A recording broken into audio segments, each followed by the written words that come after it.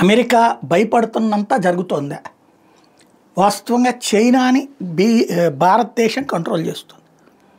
Bricks అంటే Brazil, Russia, India, China, south Africa.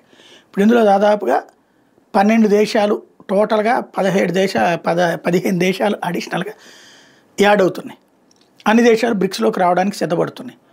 NATO, European యూనియన్తో సంబంధం లేని దేశాలను ఇటు రావడానికి సిద్ధపడుతున్నాయి. అయితే ఇండియా మాత్రమే ఇది రావాలని కోరుకుంటుంది. At the same time bricks currency euro టైప్లో ఉండాలన్నటువంటి ప్రతిపాదనని భారత్ ఆపుతోంది.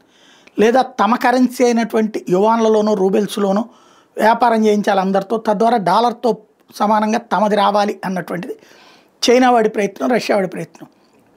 ఆ గేమ్స్ని ఇండియా ఒప్పుకోవట్లేదు. దాంతో భారత్నే పక్కన పెట్టిచ్చేసి ముందుకెళ్దామా అంటే అప్పుడు విశ్వసనీయత ఎంతవరకు అన్నది ఒక డౌట్ వీళ్ళకి. అందుకని ఆగుతున్నారు. ఇదంతా ఇప్పుడు ఎందుకు చెప్పాల్సి వస్తుంటే అమెరికా అధ్యక్షుడు ట్రంప్ బ్రిక్స్ కరెన్సీ లేదంటే కనుక వీళ్ళ స్విఫ్ట్కి ప్రత్యామ్నాయం ఏదైనా తెస్తే ఊరుకోమని ఆ వార్నింగ్లు ఇస్తూ వస్తుంది ట్రంప్ ప్రభుత్వం. అయితే టారిఫ్లు ఎక్కువ వేస్తాం, ఈవెన్ బ్రిక్స్లో చేరితే 10% టారిఫ్లు వేస్తామని చెప్తున్నా సరే మొన్ననే మరికొన్ని దేశాలు వచ్చి చేరుతున్నటువంటిది చూస్తున్నాం.